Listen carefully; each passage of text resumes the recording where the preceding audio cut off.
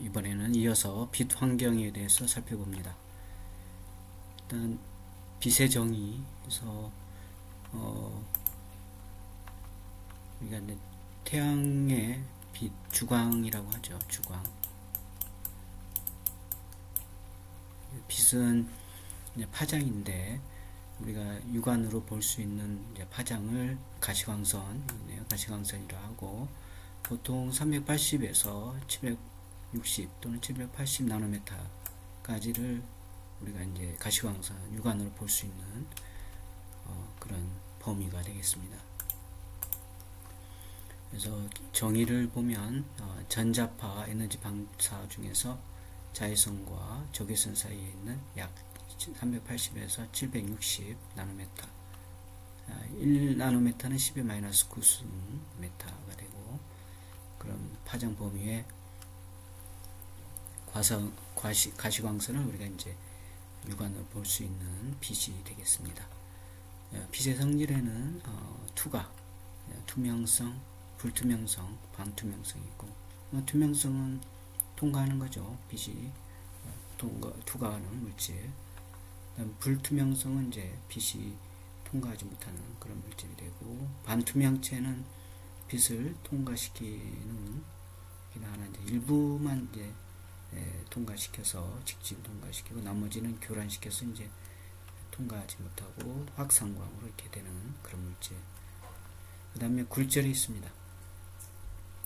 빛이 하나의 투명 매체에서 다른 매체로 들어갈 때 빛의 방향이 변하는 것을 이제 굴절이다 이렇게 얘기하고, 그것은 이제 그 빛이 이렇게 통과할 때 매질, 여기에 어떤 물질이 있느냐에 따라서 이 투과되는 굴절각이 각각 달라지게 되고, 또 이 매질의 형상, 이렇게 되어 있는 형상, 또 이렇게 되어 있는 거, 두께, 이런 거에 따라서도 이제 그 굴절이 달라지게 됩니다. 그래서 이제 평행판일 때 투과체인 경우에 투과 굴절광은 이렇게 된다. 그래서 이 각도에 대해서 이렇게 이제 이 매질에 의해서 이렇게 꺾여서 이렇게 들어와서 꺾이고 이렇게 나가는 거죠. 지금 여기 입사각이 되고 이제 나가는 굴절광이 되겠습니다. 그 다음에 비평행체 투과체인 경우 이런 형태, 평행하지 못하고 이렇게 서로 이제 다루는 거죠. 형상이. 그런 경우에 이제 입사각이 이렇게 되면 이렇게 이제 투과돼서 이렇게 굴절해서 나가는 그런 형태가 되고, 평행판인데 확산제인 경우 이렇게 이제 입사해서 들어온 경우 이렇게 굴절된 다음에 이렇게 나갈 때 이제 이렇게 확산돼서 나가는 그 굴절이 되겠습니다. 그래서 입사광선, 법선, 굴자광선은 이제 같은 평면상에 있다. 그리고 평행한 한 쌍의 투과 매체에 대해 그 굴절률은 이제 일정하다. 이런 이제 빛의 굴절에 대한 성질이 있고, 그 다음에 이제 빛이 또 반사되기도 하죠. 경면 반사, 그 다음에 확산 반사인데, 경면 반사는 이제 빛의 방향을 한 방향으로만 변화시킴으로써 입사각과 반사각이 이제 같은 경우 경면 반사다 이렇게 얘기하고, 확산 반사는 이제 빛의 반사 광선이 이제 여러 방향으로 이제 확산되는 것으로 무광택 면으로부터의 반사되는 그런 현상을 이제 확산 방사다 이렇게 봅니다. 그 다음에 빛의 단위는 이제 광속, 조도, 그죠? 광속, 조도, 그 다음에 광속 발산도, 광도, 휘도 이런 것들이 있게 되는데, 이제 기본적인 빛의 단위는 이제 광속, 조도가 이제 우리 건축에서는 많이 이제 얘기되는 거고, 여기에서 우리가 이제 그 아마 인테리어 조명 디자인에서도 기본적인 것을 얘기를 했을 텐데, 광속을 여기서는 좀 간단히 살펴보도록 하고 넘어가도록 합니다. 광속은 단위 시간당 흐르는 광의 에너지량, 1캔델라의 광원에 의해서 방사되는 전 광속은 4파이 루멘이다. 그래서 이제 요거 일캔달라는 이제 촛불 하나에 촛불이 이렇게 있으면 촛불이 이렇게 빛이 발산을 하겠죠. 여기 빛이 발산할 때에 그 양, 빛의 양, 에너지의 양을 이제 말하고, 광속은 요게 이제 하나의 구가 되기 때문에 구를 다 적분을 하면 이제 이런 식으로 4파이 루멘이 된다. 단위는 이제 루멘이고 기호는 F로 쓰고, 이제 약호 요 루멘의 같은 내용이죠. 그다음에 이제 이런 것들이 있다. 그다음에 광속 면적의 밀도, 조도인데 이 광속을 이 면적 이 수조면의 면적으로 이렇게 미분하면 단위 시간당 입사 광속으로 해서 조도가 되는 거죠. 그래서 단위는 이제 룩스 또는 뭐 LX에서 룩스가 되고, 나머지는 이제 이런 내용이 있습니다. 여기서 참고를 하면 되겠어요. 그 밖에도 광속 발산도가 있고, R이라고 표시하고, 이제 라디안 룩스가 있고, 그 다음에 발산 광속의 입체각 밀도, 광도가 있고, 광도는 이제 점광원으로부터 단위 입체 각당의 발산 광도, 광속 이렇게 되고, 캔달라다 해서 CD, 이제 촉광, 그러니까 이게 촛불의 빛, 이렇게 차원은 이렇게 되고 단위는 이렇게 됩니다. 캔달라. 그 다음에 이런 것들이 있다. 광도의 투명 면적 밀도, 휘도라고 하고, 마찬가지 이런 식으로 이제 발산면의 단위 투명 면적당 단위 입체각당인 이제 발산 광속에서 휘도라고 하고, 이런 식으로 표시하고, 기호는 B, 단위는 이렇게 되고, 그 다음에 차원, 나머지 이렇게 참고해서 읽어보면 되겠습니다. 자, 이게 이제 빛이 되고, 빛에 의해서 우리가 이제 환경적으로 어떻게 이제 눈에서 반응하는지 그걸 좀 살펴보면, 시각에 대해서 보면 먼저 수능입니다. 그래서 동공에 눈에서 이제 그 빛이 들어오면 조절을 하죠. 그때 동공이 이제 영향을 받게 되는데, 동공의 면적 변화는 1대 8 정도이나 망막의 감도 변화의 폭은 수만 배에 달하기도 하므로, 시각을 일으키게 하는 빛의 밝기의 범위는 1대 10의 6승 이상까지 달한다. 이런 게 이제 빛하고 눈의 이 관계에서의 수능, 적응하는 거죠. 눈에 우리가 이제 깜빡깜빡하면서 검은 그 눈동자와 뒤쪽에 이제 망막이 있고 그런 거에 의해서 이제 적응하는 건데, 수능할 때에 이 정도 이제 된다. 그리고 안구의 내부에 입사하는 빛의 양에 따라 망막의 감도가 변화하는 현상과 변화하는 상태를 우리가 이제 수능이다. 이렇게 아까 조금 전에 얘기한 이제 빛과 눈의 그 반응을 이제 수능에 대해서 얘기를 했고, 그 다음에 어두워질 때, 즉 입사하는 빛의 양이 감소할 때는 망막의 감도가 높아진다. 이를 이제 암수능이다 이렇게 얘기하고, 최소 30분 정도 소요 시간이 된다.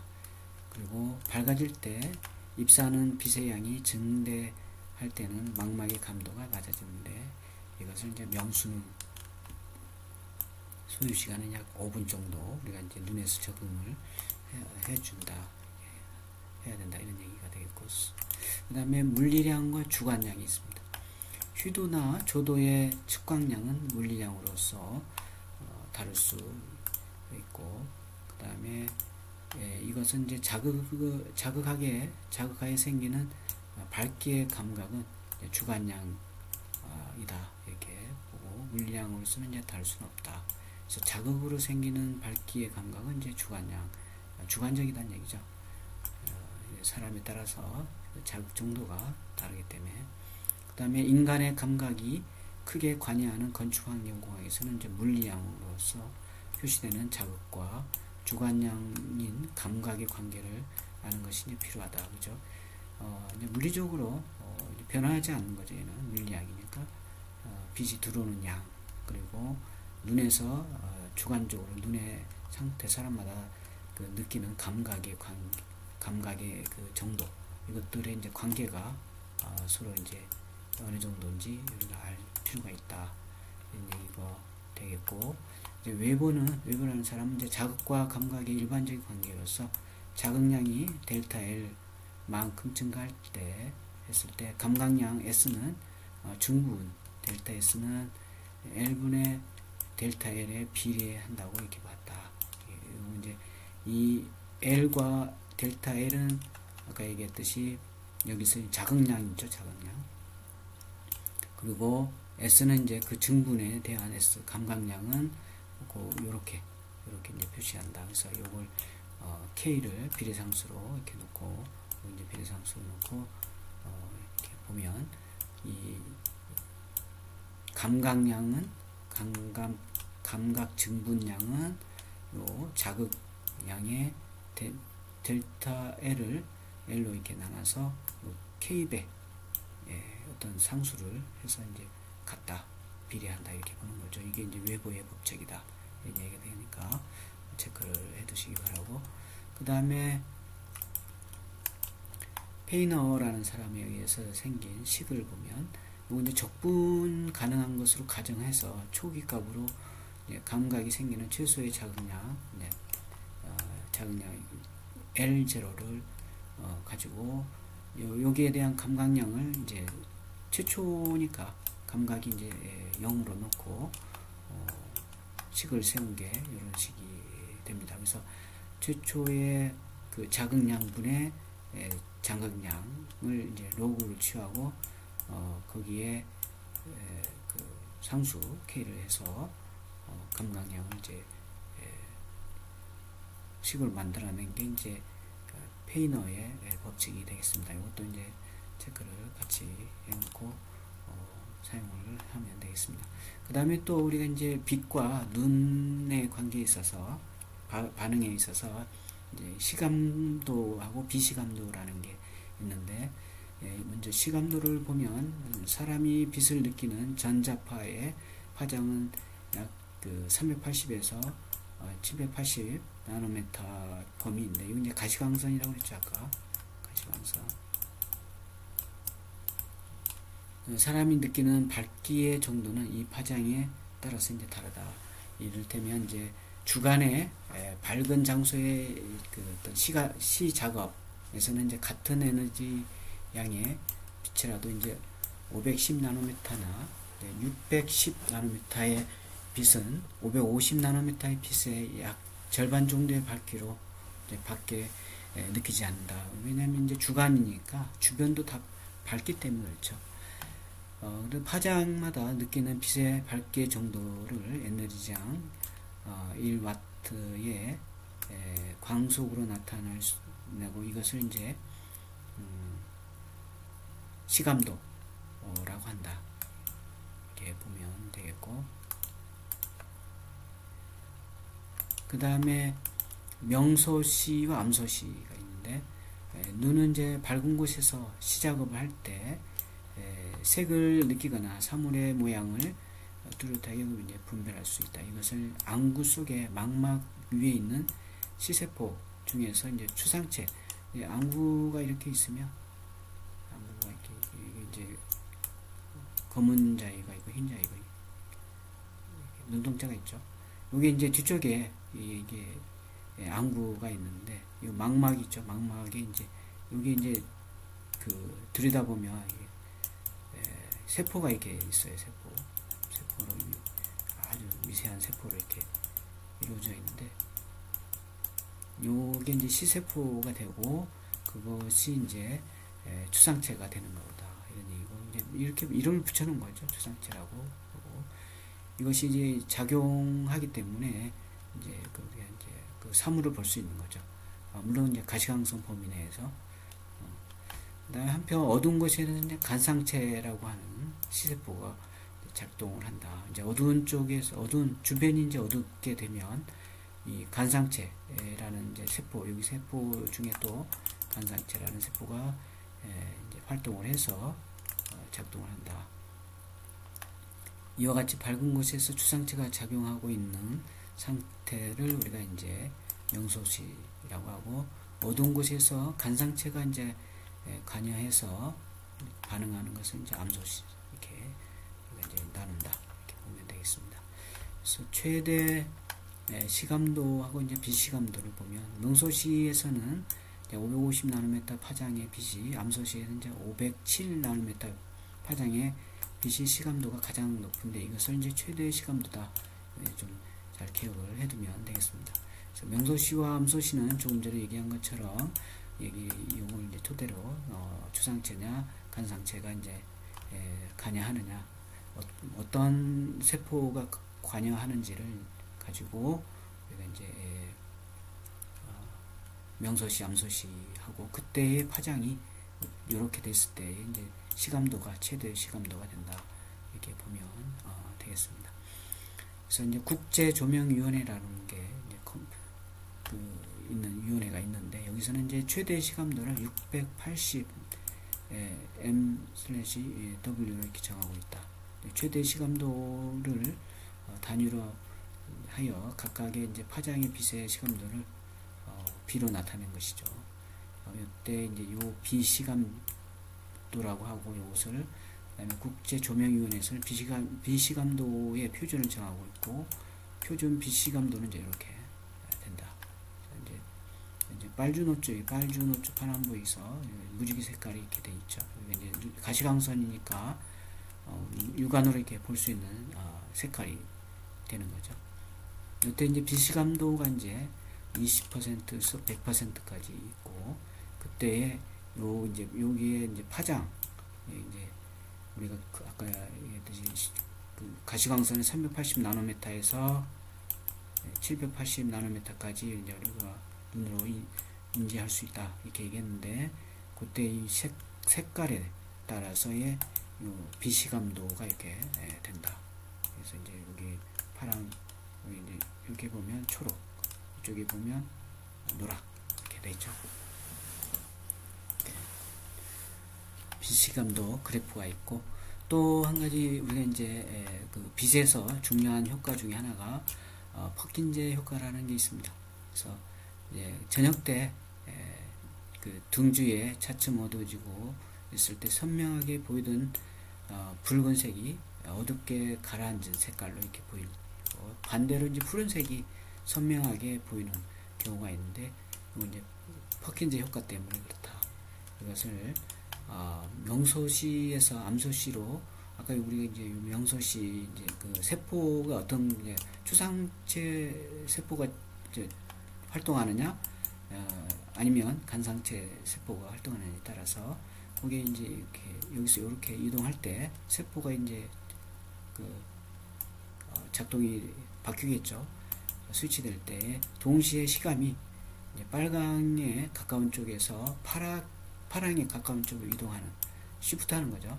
그때 효과를 이제 퍼킨제 효과다. 잘 중요하니까 잘 기억을 해두면 되겠습니다.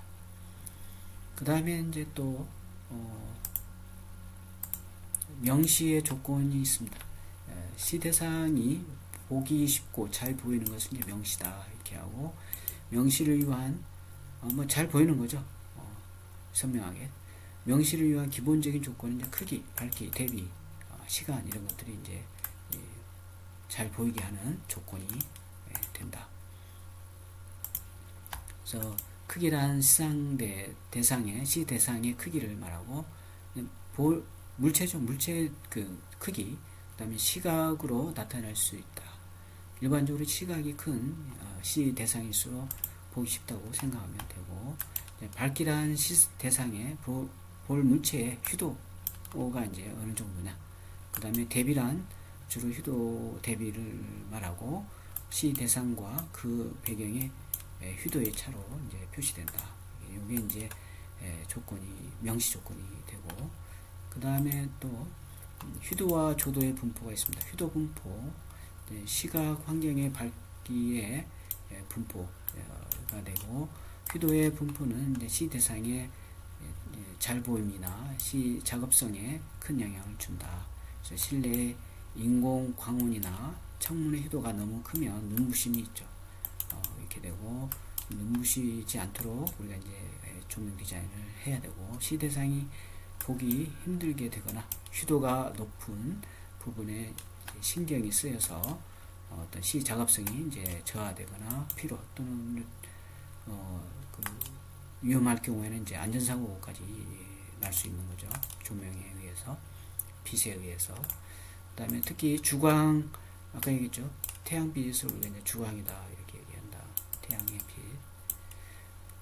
조명일 때는 이제 측면의 휘도가 다른 부분의 휘도에 비해 현저하게 높아지는 경우가 많은 거로 이제 블라인드라든가 루버, 커튼 뭐 이런 것들 하는 거죠. 그래서 이제 투과율이 낮은 그런 유리 이런 걸 사용한다든가 해서 창문의 휘도를 낮게 하는 거죠. 눈부심을 이제 없애주기 위해서 하고, 그래서 이제 휘도비의 추천값이 나와 있습니다. 사무실에서의 쾌적한 어떤 휘도비를 나타낸 거니까 참고해서 봐두시기 바라고. 그 다음에 조도 분포가 있습니다. 이제 조도의 분포는 실내의 마감면의 반사율 등 반사 특성이 이제 관계가 되고, 일반적으로 이제 실내 최대 조도와 최저 조도의 비가 주광 조명의 경우에 10대 1 이하, 그 다음에 인공 조명일 때는 3대 1 이하로 하는 것이 이제 바람직하다. 그리고 병영할 때는 주광 조명의 경우와 인공 조명의 경우에 중간 6대 1 정도 한다. 보통 우리가 이제 그 조명하면 건축가 조명을 하게 되죠. 조명 디자인에서도 살펴봤듯이 건축가 조명을 하게 되면 인공 조명하고 자연 채광이 이제 같이 우리가 디자인을 하기 때문에 그런 측면에서 이제 검토를 할 필요가 있고, 그 다음에 균제도라는 게 있습니다. 휘도와 조도, 주광률의 분포를 나타내는 지표로서 이제 균제도가 있다. 균제도 이제 기호로는 이렇게 하고, 휘도나 조도, 주광률 등의 평균값으로 이제 최소값으로 비교한다. 그래서 균제도는 이렇게 된다. 균제도는 이제 그 어떤 광원이 있으면, 광원에서 이렇게 빛이 발산이 되면 이제 실내가 이렇게 있고, 그러면 이게 이제 빛이 도달이 되겠죠. 도달이 되면서 어떤 그 빛의 밝기, 조도의 밝기가 이렇게 이제 나타나게 되는데, 이때 균제도가 있어야 너무 어둡거나 어두운 부분이 생기거나 너무 밝은 부분이 생기지 않도록 균질하게 빛이 도달되도록 하는 그런 필요가 있는 거죠. 그래서 인공조명의 광원으로서 조도 조명기구의 휴도나 주광 조명의 광원으로서의 창문의 면에서 이제 빛이 들어올 때 이제 채광이 될 때에 붉게 글레어와 현저하게 관계가 있다. 그래서 이제 실내 휘도 분포와 함께 붉게 글레어에 대해서도 충분히 배려할 필요가 있다. 글레어는 이제 눈부심이 생기는 거죠. 불쾌하게 그런 거가 있다. 그래서 글레어를 보면 현위라고 하고, 시야내에 눈이 순응하고 있는 휘도보다도 현저하게 휘도가 높아서 높은 부분이 있거나 휘도 대비가 현저하게 큰 부분이 있게 되면 잘 안 보이는 거죠. 한 부분이. 그래서 이제 글레어가 생기면서 불쾌감을 준다. 이것은 이제 글레어다. 그 다음에 현위의 원인이 되는 높은 휘도의 광원이 시야나 시선 가까이 있는 경우 직접 글레어라고 하고, 떨어져 있는 경우는 간접 글레어다. 이렇게 보면 되겠고, 그 다음에 불능 글레어라는 것도 있습니다. 잘 보이지 않게 되는 글레어를 이제 불능 글레어다. 아예 안 보이는 거죠. 불능 글레어는 이제 안구 내부에 입사하는 빛의 강한 빛이 그곳에서 산란해서 시각을 방해하고, 수능할 때 이제 시간이 필요한 거죠. 눈의 수능 휴도를 높여서 시대상을 볼 수 없게 하는 게 이제 블룸글레어고, 불쾌 글레어는 잘 보이지 않는 정도는 아닌데 약간 좀 그 신경 써서 봐야 되겠죠. 불쾌감을 이제 나타나게 하는 그런 글레어를 이제 불쾌 글레어다. 그래서 우리 이제 블룸 글레어나 불쾌 글레어가 생기지 않도록 해야 되겠죠. 환경에서. 그 다음에 광막 반사, 휴도가 높지 않을 경우에도 시 대상 표면 등에서 반사가 되어서 잘 보이지 않는 경우가 있는데, 이런 현상은 이제 반사돼서 반사 영상에 의해서 이제 생기는 시 대상과 휴도 대비 저하되기 때문에 잘 안 보이는 거죠. 그걸 우리가 이제 광막 반사 이렇게 되고, 그 다음에 실루엣하고 창가 모델링이 있습니다. 실루엣 현상. 그래서 밝은 창문을 배경으로 한 사람의 얼굴을 잘 보이지 않는다. 이것을 이제 실루엣이라고 하고, 그림자가 있는 거죠. 실루엣 현상은 창가에서 뿐만이 아니라 창가에서 떨어진 실내 안쪽에서도 나타난다. 실내 현상은 실내에서 창문 쪽에서 흐르는 빛의 양을 증대하면 이제 해소된다. 그리고 나머지 이제 얼굴면의 휴도와 창문면의 휴도의 비가 0.007 초과하면 실루엣 현상이 안 생긴다. 이렇게. 그 다음에 창가에 모델링이 있습니다. 창가에서 실외로부터 들어오는 빛이 이제 너무 강하면 얼굴 모델링이 나빠진다. 잘 안 보이는 거죠. 직접적으로 이제 그 빛이 이제 강하게 내리쬐면 그 피사체, 물체가 이목구비가 잘 안 보이는 거죠.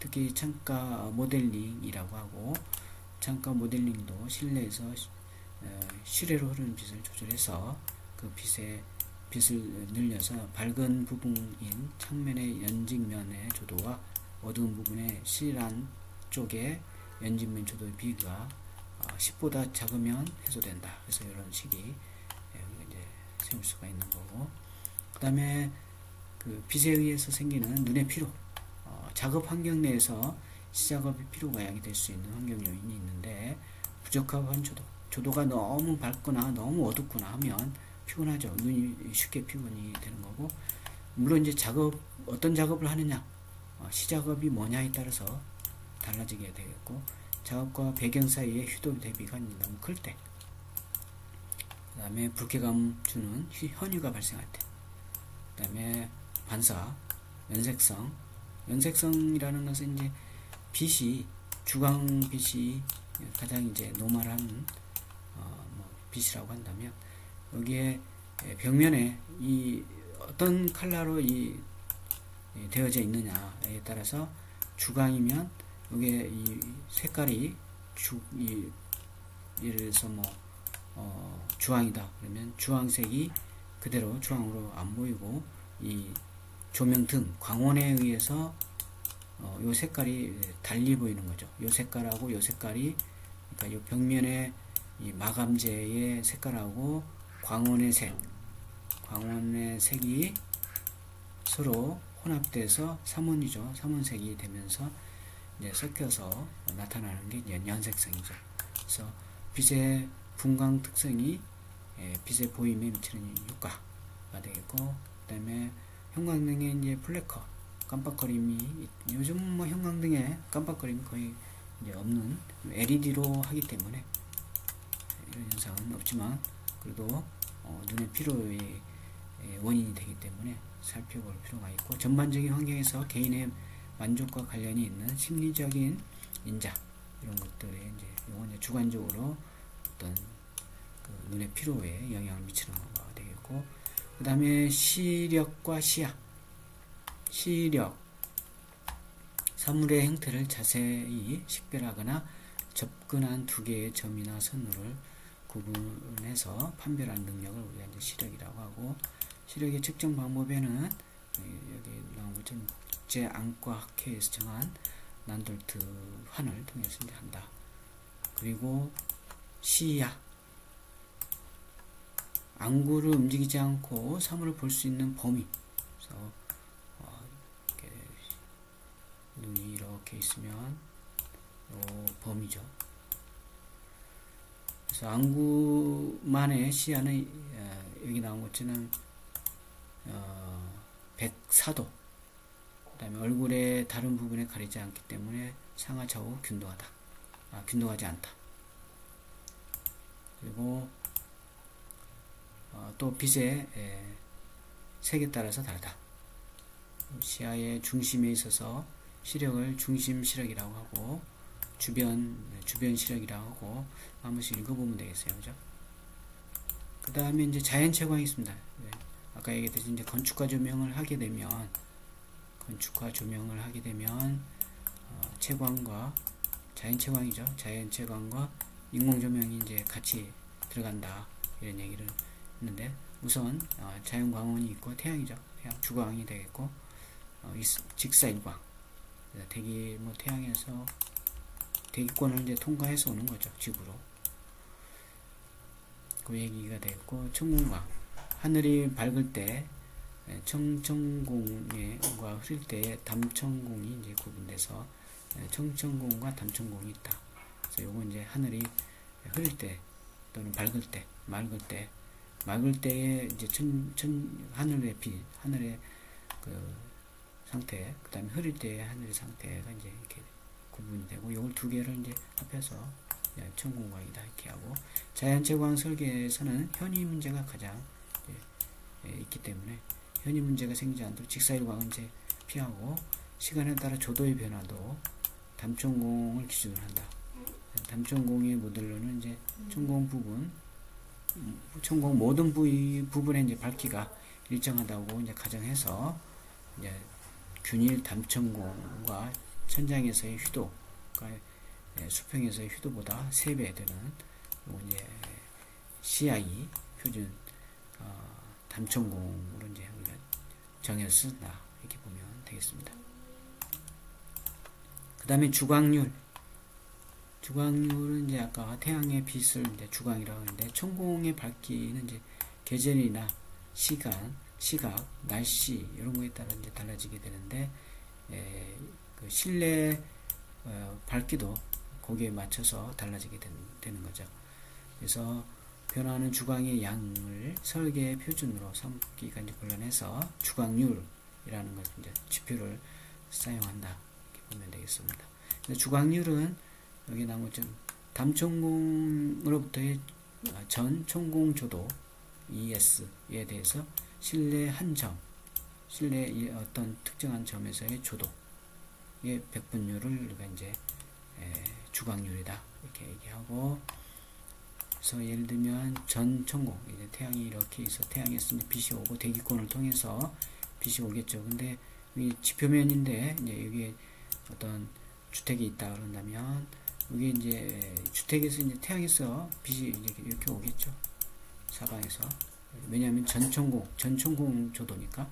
그래서 올 때에 요 지표면에서 놓인 이 주택 안에서의 이 실내에서의 어떤 점에서의 조도. 그래서 그 조도를 E1이라 하고, 전천공 조도를 E0라고 한다면 ES 이렇게 좀 오타가 있네요. 어쨌든 그러면 이제 주광률은 이렇게 이제 표시할 수가 있다. 백분율로 표시할 수 있다. 그 다음에 기준 주광률이 있습니다. 그래서 채광 설계에서 이제 전 천공 조도를 설계용 전 천공 조도라고 하고, 채광 설계에서 기준이 되는 이제 기준 주광률은 이제 다음과 같다. 그래서 맑은 날은 이제 3만 룩스. 그러니까 조도의 단위가 룩스였죠. 룩스 또는 LX. 그래서 맑은 날이 이제 3만 룩스고, 특히 아주 맑은 날은 이제 5만 룩스고, 보통의 날 15,000, 어두운 5,000, 매우 어두운 경우 이제 2,000 룩스, 쾌청한 날 10,000. 그래서 좀 참고하면 되고, 기타 기준 주광률, 주광 조도가 또 표로 이렇게 나와 있습니다. 이건 이제 일본 건축학회에서 제시한 표가 되겠습니다. 이걸 참고하면 되겠습니다. 그래서 독서, 사무, 일반 진찰, 보통 교실인 경우에 보통날인 경우에 이제 이렇게 30룩스 정도, 맑은 날 이제 606수. 기준 주광률은 이제 2. 나머지도 한 번씩 봐두시기 바라고. 그 다음에 채광 방식이 있습니다. 건물 설계 배치, 계획 배치 시 향을 고려하게 되죠, 우리가. 그때 이 향을 고려해서 실을 배치하고 창의 설치 위치, 그 다음에 면적, 형태 이런 것들을 이제 우리가 이제 디자인을 하게 되는데, 그때 채광 방식을 우리가 이제 고려해서 창을 설계를 하게 됩니다. 그래서 측창 채광의 그리고 그 변형. 그래서 측창은 이제 옆에서 들어오는 거죠. 여기 측창이죠. 여기 이제 태양의 주광이 이렇게 들어오는 거고. 그래서 구조와 시공이 용이하고 비가 유창에 들칠 때 다른 창에 비해서 비교적 피해가 적다. 이제 측창 채광의 특징이 나와 있습니다. 개폐와 조작이 용이하고 이제 청소도 용이하죠. 그다음에 투명 부분을 개방용으로 이제 대체할 수 있고, 그 다음에 통풍 차일이 유리하다. 그리고 조도 분포가 불균일하고, 여기는 이제 조도가 조금 높죠. 이쪽은, 안쪽은 아무래도 빛이 도달이 좀 더 약하기 때문에 조도가 낮게 되겠죠. 실의 깊이 제한을 받는다. 그 다음에 주변 상황에 큰 영향을 받고, 같은 면적일 경우 수직창이 수평창보다 이제 채광량이 많다. 특징이 있습니다. 그리고 같은 면적이라도 한 개의 큰 창보다는 여러 개 분할해서 하는 것이 이제 주광 분포가 이제 효과가 있고, 그다음에 전시실 채광에서는 이제 가장 부적절한 그런 부적합한 채광 방식이 측창 채광 방식이 된다. 그다음에 편측창 있습니다. 또 측창인데 우리가 이제 양측창은 이렇게 있으면 양쪽에 이렇게 창이 있는 경우죠.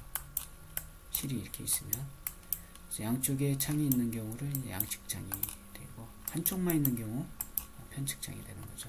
특징이 있으니까 이렇게 한 번씩 읽어보시고 숙지를 하시기 바랍니다. 특징을. 그 다음에 고창 채광이 있습니다. 창문이 이제 요 위쪽에 있는 거죠.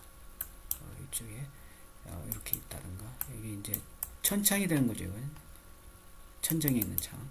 그런데 이제 이렇게 건물이 있으면 여기 고창, 여기 고창, 높은 곳에 있는 창, 요거 이제 고창이 되는데 고창 채광이 되겠습니다. 그래서 특징이 이렇게 있고, 그다음 천창, 이렇게 천창에 대한 특징이 있으니까 한 번씩 읽어보면 되겠어요. 읽어보고, 그 대신에 이제 그 특징이 중요하니까 각각의 특징을 잘 이해를 해두기 바라고.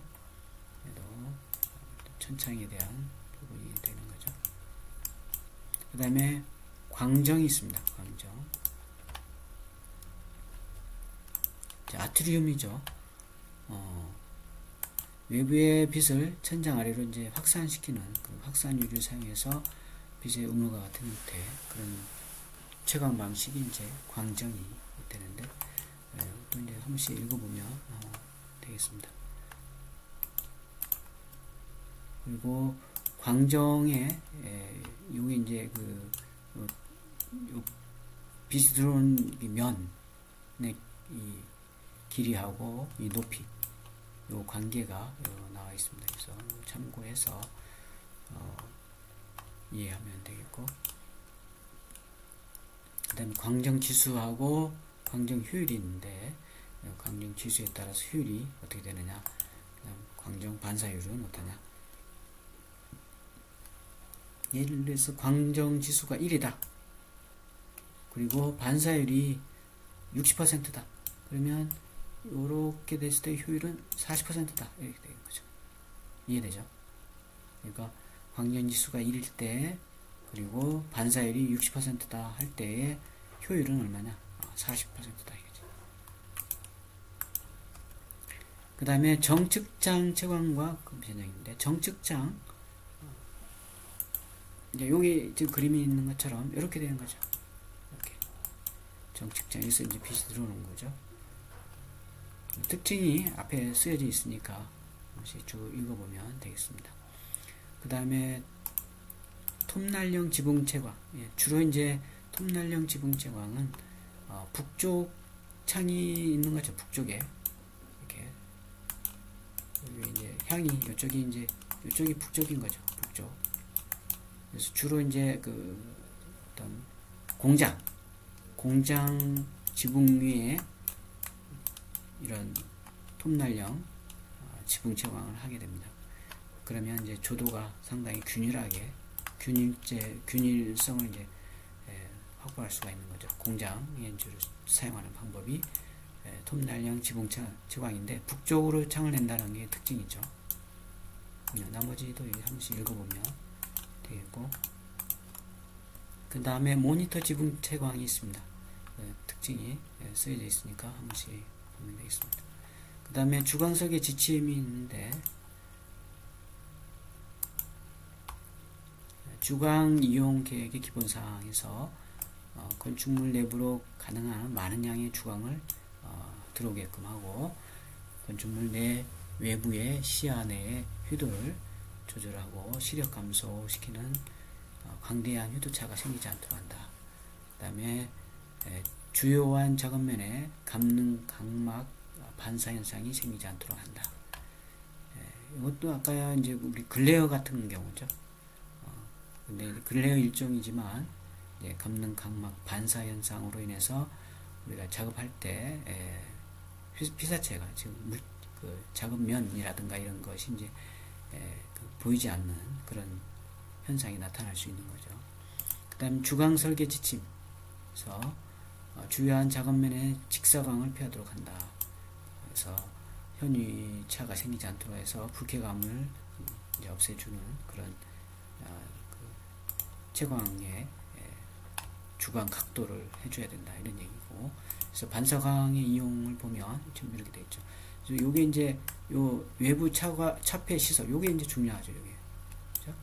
그래서 주광이 들어오면 여기서 창을 통해서도 들어오고, 저기서 위에서 이제 들어오는 창을 통해서 이렇게 반사돼서 한번 꺾여서 이렇게 들어오는 거죠. 그래서 면에서, 요 지붕면에서. 그래서 요게 이제 직접 들어오는 게 아니고 이게 한번 꺾여서 들어오기 때문에 간접 조명이 되는 거죠. 간접 조명. 여기 이제 자연 채광인 경우는 채광이 되는 거고, 간접 채광. 그래서 간접 채광이 되면 빛이 일광이 아니기 때문에 부드러워지죠. 그러면서 이제 우리가 눈이라든가 눈의 피로라든가 현이라든가 이런 것들을 줄일 수 있는 거고, 그 다음에 높은 창문 높이에 따라서 이게 이제 창문 높이가 이렇게 있을 때 빛이 이렇게 들어오죠. 그때 이 창문 높이하고 이 실의 깊이에 따라서 이제 이렇게 이제 여기는 조금 더 주광이 안 들어오죠. 저는 높이에 의해서 이쪽에도 이제 실의 깊이가 깊으면 이쪽에 이제 빛이 도달이 안 되는 부분이죠. 한번 주광의 확산 분사 이렇게 있으니까 마찬가지 양측에 있을 때 또 어떤 확산광으로 이렇게 확산판이죠. 확산판을 설치해서 주광이 들어오면 이제 확산이 되는 거죠. 빛이. 이렇게. 그러면은 어떤 그림자라든가 현이 이런 것들을 이제 없애주고, 또 확산이 되면서 간접 채광이 되는 거죠. 그리고 양쪽에 채광이 있을 때도 마찬가지가 되는 양측에서 이렇게 빛이 들어올 때 양측 창에 의해서 채광할 때도 마찬가지 그런 효과를 얻을 수 있다. 그 다음에 천창과 고측창을 사용할 때, 그 다음에 천창인 경우 이런 것들이 있는데 특징이 있으니까 한 번씩 읽어보시기 바라고, 이때 천창인 경우는 지금 여기서부터 여기 높이가 작업면 높이가 X라고 한다면, 여기 주광이 들어오는 면과 이쪽 면의 거리가 최대 2배, 여기에 2배, 여기에 2배 정도 이렇게 하면 초과하지 않도록 하면 된다, 이런 얘기고. 그 밖에도 있으니까 한 번씩 읽어보시고, 그 다음에 공명경과 평면경을 이용한 주광, 여기에 반사경을 이렇게 넣는 거죠. 근데 공명으로 되어 있는 거, 그런 공면 또는 평면 반사경을 두는 거죠. 그렇게 되면 빛이 이렇게 들어오고 있죠. 들어오면 여기서 반사되는 거죠. 곡면이니까 곡면면을 따라서 이렇게 반사돼서 한 번 더 꺾여서 들어가는 거죠. 그래서 빛이 더 부드러워지는 거고, 여기 평면일 때 들어오면 그대로 반사돼서 들어온 거죠. 이런 식으로 곡면일 때는 약간 곡면이니까 분산이 될 수 있는 거죠. 이렇게 한 번 더.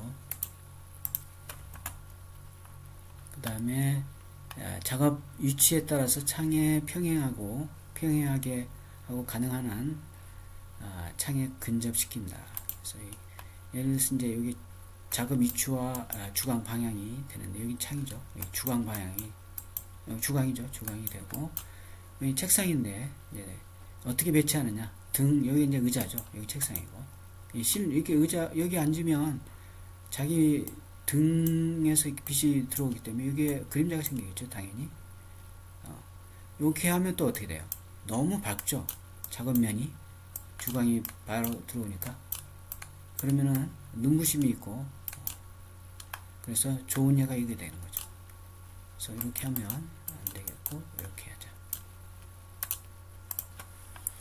그 다음에 인공조명이 있습니다. 인공조명의 광원의 종류에는 이제 여러 가지가 있는데, 뭐 간단히 백열등, 형광등 종류만 좀, 특징은 이 장단점이라든가 특징은 한 번씩 읽어보면 되겠어요, 여러분들. 그 다음에 HID 등, HID는 이제 수은등, 메탈 하이라이트 등, 고암, 나트륨 요것들 이제 고강도 방전 등을 전부 HID 등이라고 한다.